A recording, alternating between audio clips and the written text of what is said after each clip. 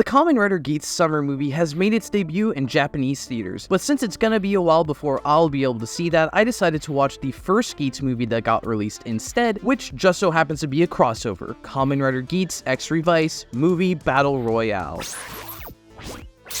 Hello everyone, it's thomasjujube, and before I give my thoughts on the Geats and Revice crossover movie, be sure to let me know what you thought of it down in the comment section, and don't forget that if you're interested in more of my thoughts on either season, I already have a few videos about them which will be linked in the description, and I've also got more on the way, so if you're interested in that, be sure to subscribe to the channel. As for the movie itself, well, I liked it. I have some nitpicks with it, but overall, I did have a fun time and got about the crossover I was expecting, so it didn't blow my expectations out of the water, but it definitely did not disappoint me. First of all, I think the format is really cool. It returns to the movie war format of the older Heisei seasons, but instead of two stories and then a crossover portion, it's just the Revice story and then the crossover portion. And I think it's really great because at least personally, I watch these movies to see the crossovers, so I like when the whole thing is a crossover, but if we had to do a short story portion for Revice, I'm glad that we did that in the beginning, got it out of the way, and then we could have all the characters interact with each other. As for the Revice segment, well, it doesn't really do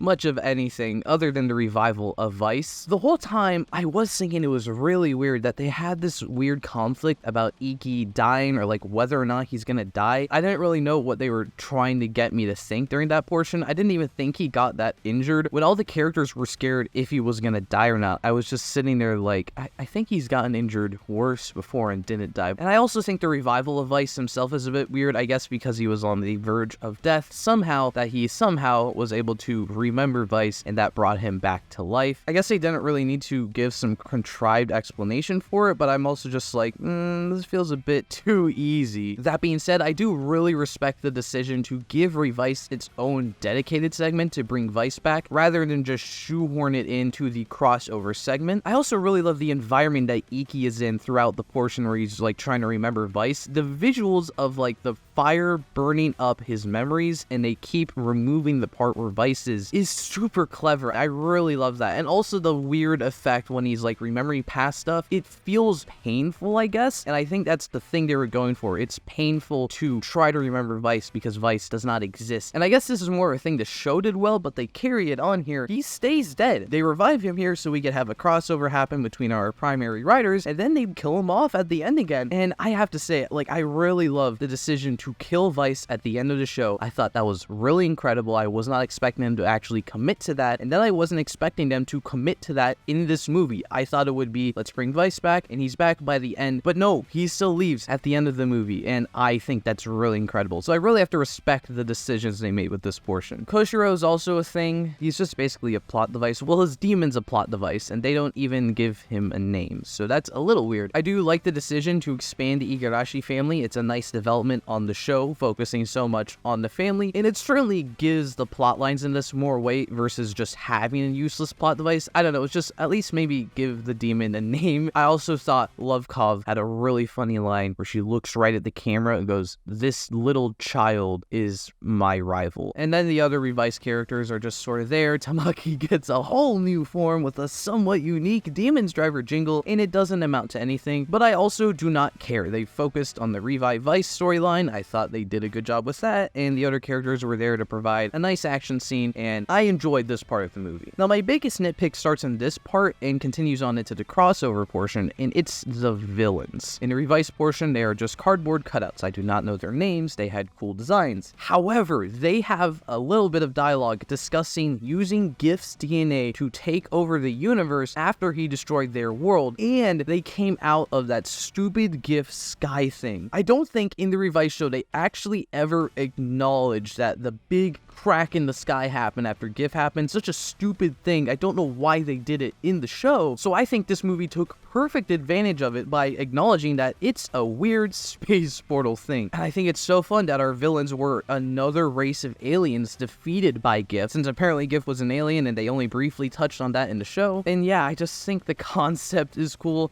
I wish it was fleshed out more and wasn't just heavily implied, but I do like that they made something unique with these villains, even if they don't really amount to anything. A new Desishin returns to take part in a new game run by his old game master. Yes, please. And they use the weird gift crack thing to create a big space portal to create a new DGP with aliens. I don't know, that part is weird, but I did like the attempt to connect it to the Revice thing. Then the whole thing is ruined because Seeker is working for his politician dad. There's just a normal man in this movie, and he is the villain, kind of, sorta. It's so useless. Just take him out of the movie. Just make Seeker working with Colas. He wants aliens to take over the world. I don't know, it's kind of dumb, but it's also, I think, better than having this weird politician dad here. It's like an attempt to add some complexity to Seeker's character, but it just kind of ruins him. He goes from a badass Kamen Rider to a badass Kamen Rider that is at the whim of a normal man. Also, I think it's funny how much this movie ignores the continuity of Kamen Rider Geats. Like, you can tell this was made early on because Geats' characters just write down a wish, and then it happens. We don't acknowledge the goddess of creation because that didn't exist yet. Buffa is revived, which means this takes place after he dies, but the 2 episodes where he died take place back to back, meaning that this movie has to take place right before the Fox Hunt game, which doesn't make sense. Then there's a part where Girori talks highly about Dezushins and give them rewards for saving the world, even though he is currently in the process of trying to retire Ace the Dezushin because he does not like Ace. But then the movie just can't be non-canon because Ace references it in the show when the Desire Royale returns, and also the Ryuki Riders don't contribute anything to the movie. They're like marketed as a big thing. Look, the Ryuki Riders are back, Ryuki Rider anniversary, but they just kind of fill in a spot that would normally be given to generic monsters or foot soldiers. I guess it just feels half-baked. Like, they have them write down their wishes, they have the actors appear in henshin, but it's just like, they don't do anything. Also, why is Ryuki stuck as Ryuga? Also, why is Knight displaying to kill the riders until he can bring Ryuki back? I don't know how he knew what was happening here. Also, since Ryuki only comes back during the last fight, what a thrilling celebration of Kamen Rider Ryuki by having Ryuki himself only appear for one fight scene and the character only appears at the end, so we get robbed of any interesting interactions between any of the characters. I don't really think the Ryuki Riders added anything to this movie, other than I thought it was funny when they got retired. That's not true. I did think they added a lot to the fights. I thought it was really cool how a lot of the fights were just like Revice Riders versus Geats Riders versus Ryuki Riders, just 3 different kinds of suits going at it. Really fun. I think the premise of having the conflict centered around a DGP game that is involving Koshiro, and they're told the Revice Riders are demons, and it's just kind of a big misunderstanding, but it led to tons of fun interactions. Honestly, I think each of the ones are like my favorite. I thought it was really funny how Keiwa realizes live as a normal man before he switches to Kagero, and he's like, no, I'm a devil, but he looks like a man. I thought it was cute that Neon and Sakura just recognize each other from YouTube, and then they collab at the end. Buffa and Vice just stop fighting and sit down, and they're like, I just died and came back to life. And Buffa's like, oh,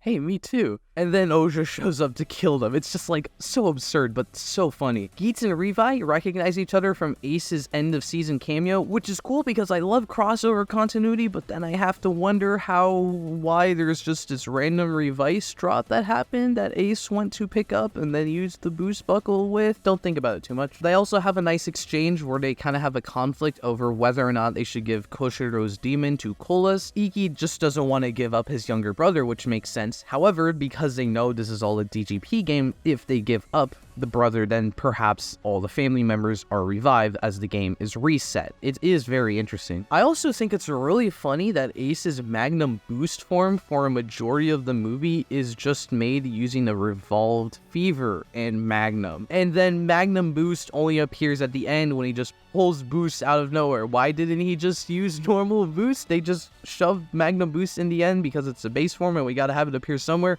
I think it's really funny. I just really love how Geats has to play with some things to get Magnum Boost to happen. In general, I just liked how prevalent the Fever Buckle and Command Buckles were because they kind of got sidelined in the show. I think it's kind of interesting they're both played up as like movie exclusive forms, which is also kind of dumb, but whatever. Now, my biggest takeaway from the action sequences, and also my favorite part of the movie overall, I think, is just the Revice DGP riders. We've never had Kamen Riders, let alone primary riders, use a Kamen Rider belt from a different season, so to have Geats use this concept for the first time is so cool because they don't even need to create new forms. All they had to do was create a Revi helmet and a Vice helmet that would work with the DGP GP suits. So they're still able to be referred to as Kamen Rider Revice and Kamen Rider Vice, and they still have the same helmets basically, but now they're using desired driver forms. They got Vice using Monster and Revice using Beat so that the eye colors match up with their original forms, and it's such a clever idea. Somehow it works really well with Revice because it's got almost the exact same color scheme. He's got an axe still. Even with Vice, I say it works really well because he was a bit of a brawler and Monster just has big fists. My big conspiracy theory is that Monster and Beat were designed with Revice and Vice in mind in a crossover movie. I have no evidence for that. I just